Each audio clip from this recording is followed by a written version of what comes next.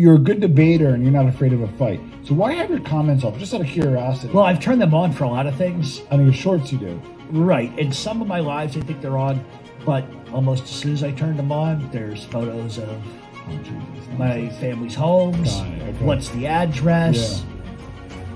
And at what point, and I just want to clarify. Yeah, please. I don't have to take that abuse. Agreed. Like, I don't come to work and slap the dick out of their mouth. Like, kind of why do you have a disdain for informants, in your opinion?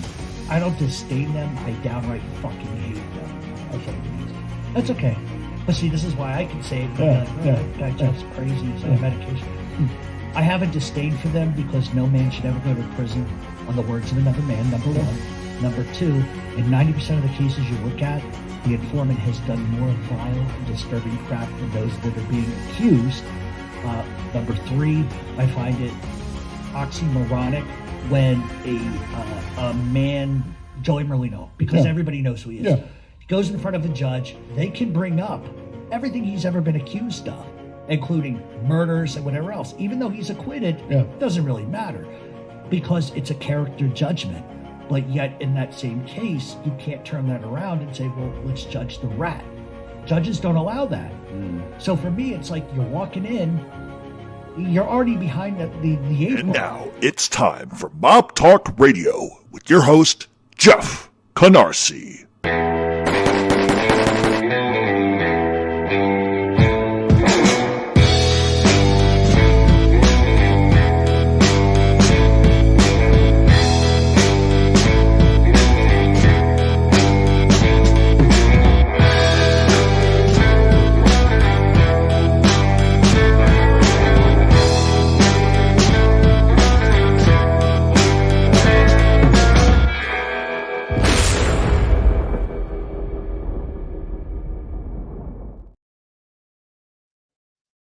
And welcome to Mob Talk Radio. I'm your host, Jeff Canarsie. And we're going to be talking about something today that I think a lot of YouTube content creators miss. And I don't know if it's whether or not they miss it because they don't understand the politics of the street or the time period or what the case may be. I really don't know what it is. But when you're analyzing organized crime from the standpoint of treachery, there's been a lot of guys. I mean, you look at Wild Bill Cutolo, really didn't deserve what he got. You know, he was a stand-up guy, did a lot of good things for a lot of good people. He was a gangster. Nobody's going to say he wasn't. But the way that his life ended was beyond fucked up. He didn't deserve it.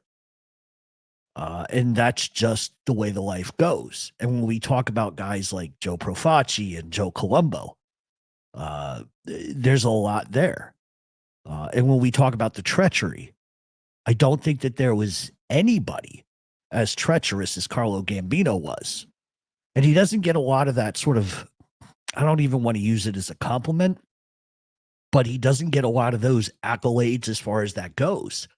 Because I think a lot of people don't understand that he was probably the most prolific snake there ever was in organized crime.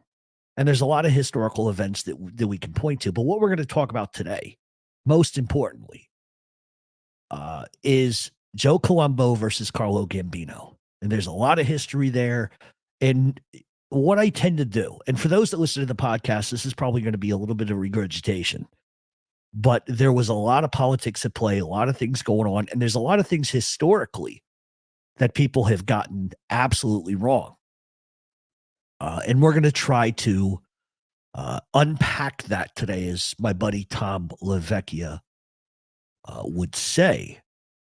So with all of that being said, we're going to get to it. I'm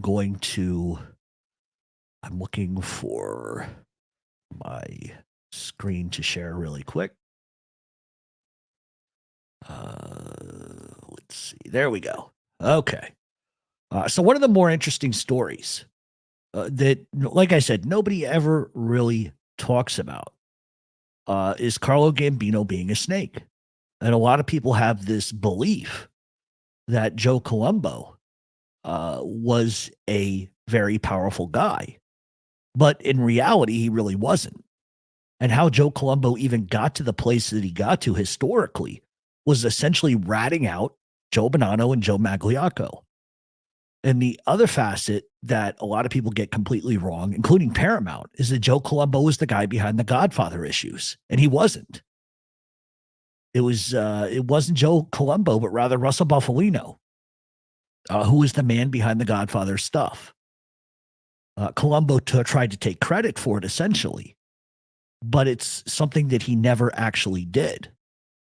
And what people need to understand is that Joe Colombo was not a huge earner, but he was a hitman. He was a prolific killer.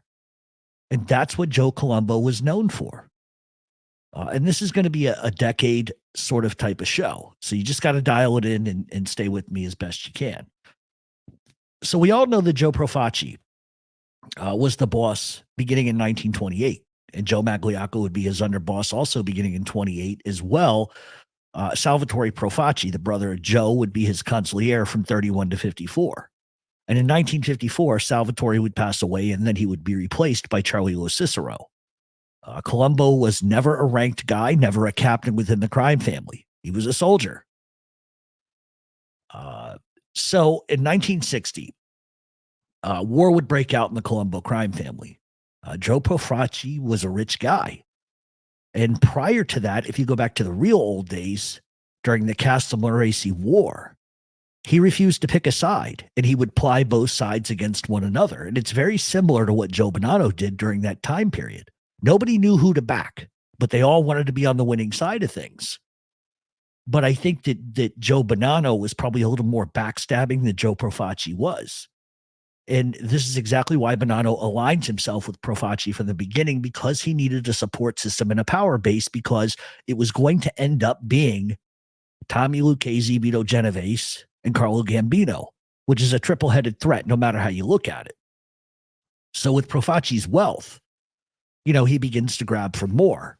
And it really created a problem within the ranks of the Colombo crime family. Profaci began demanding more of a kick-up percentage, and he charged $25 a month in tribute from all of the soldiers in the family. And in those days, if we apply 250 people, let's say, were involved in the crime family, made guys. And I don't think that that number would be blown out of proportion, but that's $6,250 a month, $6,250 a month. And then if we apply 1951, which is the year he started this, to inflation and money market and all of that, that's $74,000 a month that he was taking out of the pockets of his men. And so you can see where guys would sort of become a little bitter about that, especially considering at the time Joe Profaci was a multimillionaire already, and he had a racket with the olive oil. He was the king of olive oil. He had the unions, he had narcotics, and he had more, and his wealth was simply staggering. And what ends up pushing the horse off the cliff, Nicky Scarfo pun intended, is that Frankie Scott's Abitamarco has an issue. Abitamarco controlled a huge numbers racket and was pulling in $2.5 million a year. And that's in 1951, 52, whatever the fact is. I'm probably wrong on the exact date, but it's in the 50s. And if we use inflation, that's $22 million a year. And you got to largely assume that Profaci was probably taking anywhere from 10 to 12% of that, somewhere around $250,000 a year, just off of one guy. And Profaci ends up demanding more, and Abitamarco wasn't having it. And because he was tight with Joey Gallo and the Garfield Street crew, Frankie Schatz goes to Joey Gallo, and he asks for help. And I'm sure in return, Joey Gallo is going to get some sort of kickback from that, probably a lot less more than Profaci would have gotten. But Gallo ends up backing him. And more or less, Abitamarco at that point tells Profaci to go fuck himself by refusing to pay. And so that every month that goes by, Joe Profaci gets more and more angry about the situation. And once it reaches about $50,000, $60,000, Profaci blows a fucking gasket. Profaci sends a message to Joey Gallo that they need to meet. At this meeting, Profaci demands that Joey Gallo kill Abitamarco over that debt. And in return for the murder of Frankie Schatz, Gallo allegedly would be handed over Frankie's numbers rackets. Now, that's the story that's been told for 50 years. But there is a flip side to that, which may be closer to the vest. And that Gallo was asked to actually kill him, but then refused and tells Profaci he's not going to do it. And at the end of the day, I don't think either one of those narratives is out of the question at all. But I'll say this much. Had Profaci asked Joey Gallo to kill Abbott and Marco and he out and out refused, Profaci would have moved on Gallo. 100%. And out of fear that Gallo would go back and tell him. However, knowing Profaci and Gallo, I could see where Gallo was, asked to set up Abbott and Marco for a cut of the numbers. I could totally see that being the case. And then I can totally see Gallo fucking over Profaci and Profaci trying to fuck over Gallo. But in any event, on November 4th of 59, Frankie Shots Abbott and Marco gets clipped outside of a bar in Park Slope, Brooklyn. And shortly after that, it's been said that Profaci ordered Gallo to hand over Frankie's son, Anthony, because Profaci was concerned that Frankie's son would want some sort of retribution. And the reality is, no way is Gallo going to hand over somebody's kid. He's just not going to do that. But the reality is, in fact, he was hiding Anthony to protect him. Profaci finds out, demands them to hand him over. And Gallo sends word, fuck you. Basically. I'm not saying he said that. That's just what happened. And as a result, Profaci reneges on whatever deal he sort of promised to Gallo in the back alleys. And whether or not that was a percentage of the policy game, because I don't see Profaci handing over the whole entire policy racket, especially when he's taking that much of a kickback. He's not going to hand Joey Gallo everything. But we're never going to know what the exact truth of the matter is. But what we do know historically is that that was enough to piss off both of them. So war would be on the horizon, and Joey Gallo is flanked by his men, along with Carmine Persico, and they were prepared to kill anybody who wanted to back Joe Profaci. In February of 61, Joey Gallo would organize a kidnapping. Gallo's crew would kidnap Joe Magliocco, the underboss of the family at the time, Frank Profaci, Joe's brother, and Salvatore Musacchia, and John Scamone. Profaci sort of catches wind that this is going on, and he gets in the wind, gets on the lam, and heads to Florida. Eventually, calm waters would come. And it's only because the Gallo sat down with Charlie Lo Cicero and agreements are made, and Gallo would release the hostages. The problem is that Profaci had zero intentions of holding the peace. And he immediately orders the death of Joe Gelli and Larry Gallo. On August 20th of 61, Joe Gelli gets whacked. Larry Gallo, who was hanging out at the Sahara Club, was almost strangled to death. And the thing is that Carmine Persico, this is how he gets the name The Snake, he ends up switching sides, and him and Sally D'Ambrosio try and kill Gallo. And it was only stopped because of a cop walking by. If you ever seen The Godfather 2, that's where they stole it from. Okay. So after that, there would be 9 more murders, and war was on. Joey Gallo would head off to prison in 1961 for 14 years, and in 1962, Joe Profaci would die of cancer, leaving Joe Magliocco in charge of the troubled crime family. Shots would ring out for the next year and a half or so, but in 1963, this is the year that Joe Bonanno decides, for whatever reason, to take out the commission. And he needs help, and that came in the form of Joe Magliocco. Now, Joe Magliocco had his reasons to be upset. A lot of people don't talk about this, and a lot of the reasons why Joe Magliocco was so pissed was that the commission had refused to acknowledge him as the boss, and they had refused to give him a seat at the table with the commission. So he already has reason to be furious. And what Magliocco does is he tasks Joe Colombo with the job. And as we know, Columbo gets cold feet, runs to the commission, and he tells them of Bonanno's and Magliocco's plot to kill him. Bonanno takes off to upstate New York and then into Canada, creating all kinds of problems, and Magliocco has no choice but to face the music, which he does like a man. Bonanno refused. He ran like a coward, but Magliocco didn't. And as a result, Magliocco is shelved. He has to pay a fine, and he's told, you get involved in crime again, we will fucking kill you. And the commission, specifically Carlo Gambino, believed that Joe Bonanno was probably the likelier of the two who would design the plot, and that Magliocco just went along with it. And as a result of that, Bonanno sort of essentially gets shelved. And as a reward for informing on, people, Joe Colombo is named the new boss of the Profaci crime family and then changes the name to the Colombo crime family. Carlo Gambino, I don't think trusted Colombo one bit. But Gambino was in a position to keep Colombo at bay.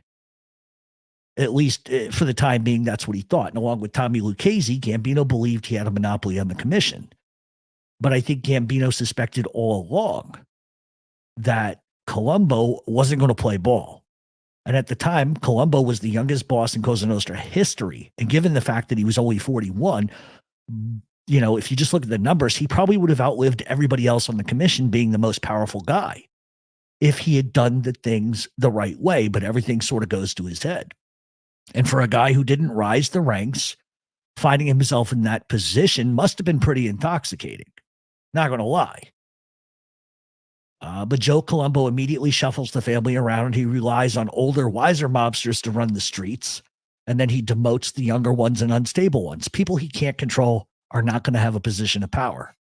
And even while Colombo brought stability and relative peace, there were those within the Colombo crime family that felt that Joe Colombo didn't deserve it. And there were other crime families that felt the same way.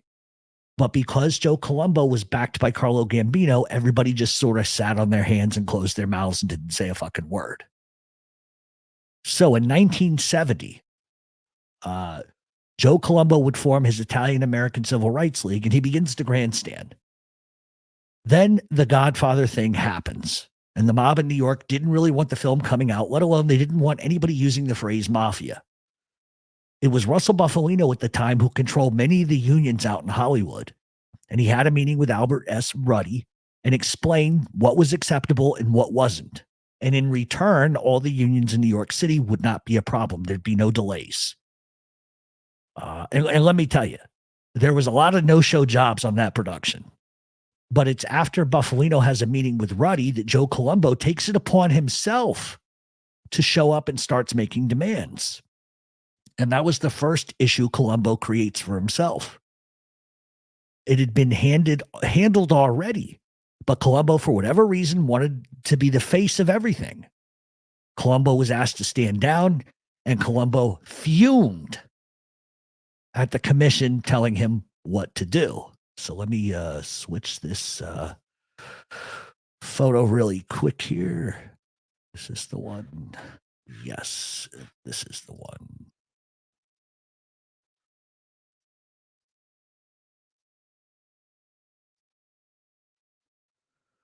So at the same time his Italian-American Civil Rights League was in full swing, his son had been arrested for some gold bar scheme, and the feds were all over him. And rather than just hire a lawyer and deal with it privately, he goes berserk, and he blames the feds for discrimination, which we all know is bullshit. And the mob didn't like it. It brought awareness, and it brought heat. Twice, Carlo Gambino sent messages for Colombo to dial it the fuck back. And Colombo just didn't listen. He would just scream louder and louder. And on June 29th of 1970, he holds a massive rally. The mob was pissed and once again sent another message, knock it the fuck off. Colombo then holds another rally in 71, and Gambino ordered that no mob member and any family should be at that rally whatsoever. And in between those two rallies, Colombo literally picketed the FBI office. And that's a guy that has shit for brains. Sorry, don't mean to offend somebody, but that's a guy that has shit for brains. Also in 1971, Joey Gallo gets out of prison. Gallo still wanted his ends and had zero intentions of backing down to Joe Colombo. Colombo, not wanting war, invites Gallo to a meeting. Colombo offered Gallo $1,000 as a welcome home gift, and Gallo laughed at Colombo, and it's been alleged that he demanded $100,000 or else they're going to go back to war. Colombo was pissed, and he orders the death of Joey Gallo immediately. What Colombo didn't know was that Carlo Gambino was backing Joey Gallo in every single way, and he kept prodding Gallo to keep poking at Colombo, keep him on his heels.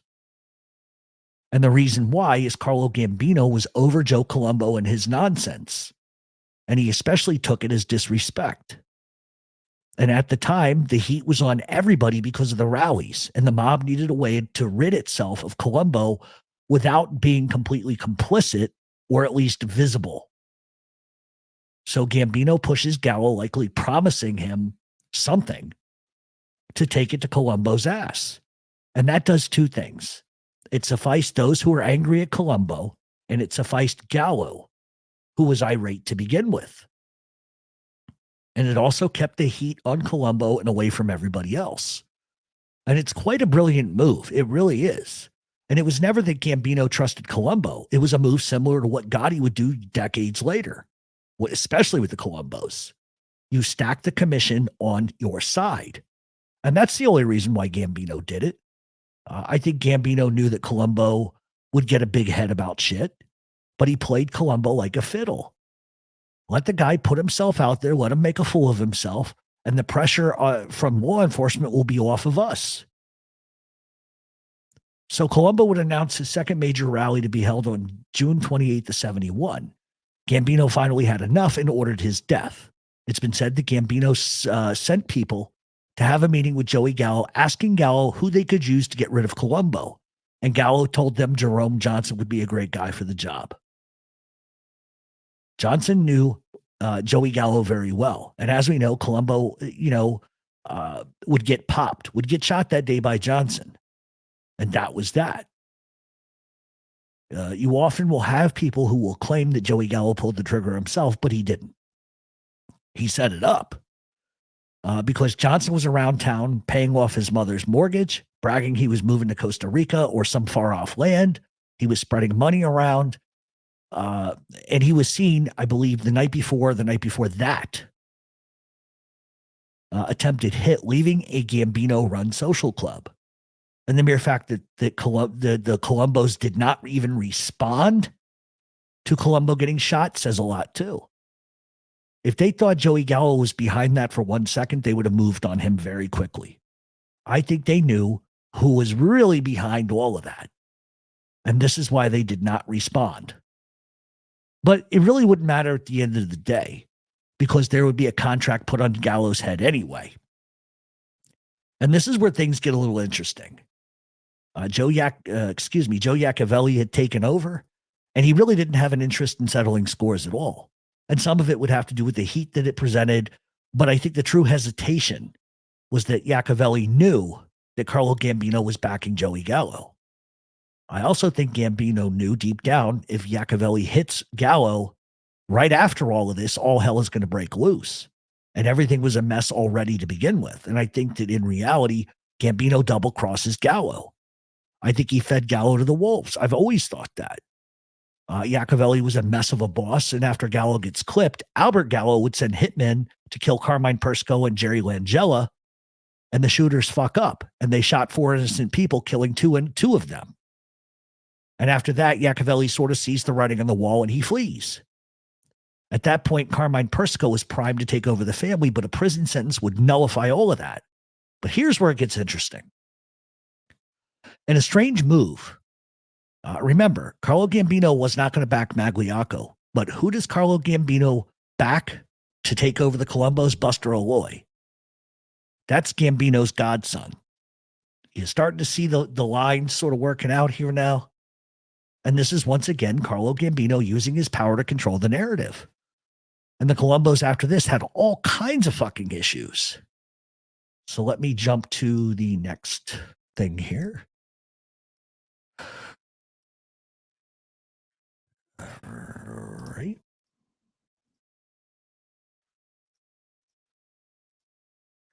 Aha. There we go. So I want everybody to put on their Machiavellian thinking caps for a minute. Think about this in terms of politics and street shit. Gambino puts Columbo in charge so that the commission can sway. So the commission vote sway goes 3-2 worst case. And this is Gambino controlling the narrative. Did he really need to do that? Probably not. But politically speaking, that's what a lot of bosses have done throughout the years. And the worst case for Carlo Gambino is that Joe Colombo becomes exactly what he becomes. You cannot poison the tree from the outside in, but rather from the inside out. And that's a fucking fact. You cannot poison the tree from the outside in, but rather from the inside out. And this is all that Gambino does. So it was never a matter of whether or not anybody trusted Columbo, because I don't think any of them did. So the question becomes, why allow him to take over? Well, it's simple. It's control. It's that simple. Sometimes a lot of guys that do this mob shit, they overthink it. Sometimes the simplest answer is right there. I don't think that Carlo Gambino would have probably backed Carmine Persico at all. Otherwise, I think we might have seen Persico put in place a lot sooner than that. But granted, he was heading off to prison, but still. Gambino acknowledges his godson, Buster Alloy, is the new boss. And that's not by chance. That's not by luck. That's by design. And even while that didn't work out for Alloy, Gambino had his ways. And as we always say on this show, sometimes you have to take things at face value, and sometimes you don't. Columbo had a real problem with authority and didn't know his place in the grand scheme of things. And this is a guy who at one time was a deadly killer, and he used his cards and played them when he had the chance. And it should have worked. It could have worked. But I think he did exactly what a lot of his contemporaries expected him to do, but he did it on a much bigger stage than I think a lot of his contemporaries ever thought he would. The Italian-American Civil Rights League, it was a front, nothing more, nothing less. Anybody that tells you otherwise is full of shit. Columbo did not give two shits about petty ethnic stereotypes. He wanted power, and he went about it the wrong way. And he got killed, ultimately, even though he didn't die that day, he died years later. But he thought he was untouchable. He thought he was above it all. And the more you look back at history, and like I say, history will always repeat itself. The more you see how calculating Carlo Gambino really was. And while history calls Carmine Persico the snake, the true snake, the true Machiavellian mob boss was Carlo Gambino in every single way. Now, I know that Joe Colombo's son is on YouTube now, pretending to be a mobster, which he never was. He was a bookmaker. A lot of guys are bookmakers that aren't in the mob. Let me just tell you that. Let's get that straight right now. Secondly, he has claimed the FBI shot his father, which is ridiculous. It's not true. It's not true. Maybe that's just his way of pointing the finger at somebody, and I can certainly understand that. But the reality is he has not come to terms with what his father was doing. And I'm not trying to be a dick. I'm not trying to slam anybody. I'm just telling you from the street perspective, his father got what was coming. So many others have had the same thing happen to them. But to point the finger at the FBI and say they did it, come on, it's bullshit. Jerome Johnson was attached to Joey Gallo and the Gambino crime family. Those are facts. You can look them up at the paperwork. It's just a factual thing. And so I don't know what you guys are going to think at the end of the day of all this, but this is the way that I believe it fully went down. Could I be wrong? Yes. Am I wrong? No. This is the way it went down. We've seen it a million different times. We saw Gambino play Frank Scalish. We saw Gambino play out Anastasia. We saw Gambino play Vito Genovese. This guy was truly the lion and the fox. Anyway, that's going to be it for today. We will be doing a live soon. I just wanted to thank everybody who has been shooting over emails and etc. If you guys are interested, you can visit our podcast page at mobtalkradioshow.supercast.com. Also, if you guys are interested in donating, please feel free to donate. It just keeps the channel going. It keeps allowing us to make better and better content. Also, if you're into mob swag, we have a store. You should be able to go to YouTube and click on the store button. We have updated and added a lot of new stuff. And if you see a shirt that maybe isn't like coming in a sweatshirt form and that's what you want, just email us at mobtalkradioshow@gmail.com. Other than that, we're going to get out of here for today. We do have another content video coming out tomorrow. It's going to be a little bit about the New York stuff. And we are going to cover the Gambino indictment live. There's a reason why I want to cover that. And that will probably be next week or the week after, probably the middle of next week. I got to be honest. So anyway, in the meantime, do us a favor, like, subscribe, and keep on coming back.